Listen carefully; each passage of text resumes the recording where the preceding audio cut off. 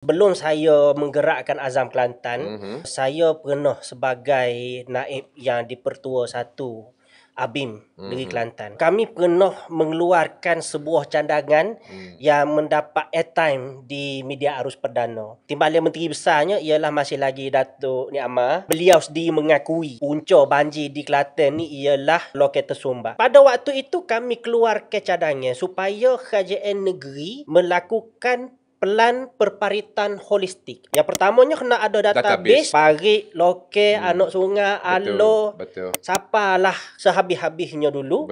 Hampir setiap tahun memang kita holo bantuan banjir. Tetapi bila kita turun ke lapangan, banyak kita jumpa berkampungnya ataupun perumahan taman, parit-parit dia ngelah kali, dia bukan bersambung dengan alur sungai yang lebih besar. Lokal-lokal di perumahan ngelah sekali berakhir di tepi sawah padi. Yang kita minta pelan perparitan holistiknya ialah lokal yang tak bersambung, biar bersambung.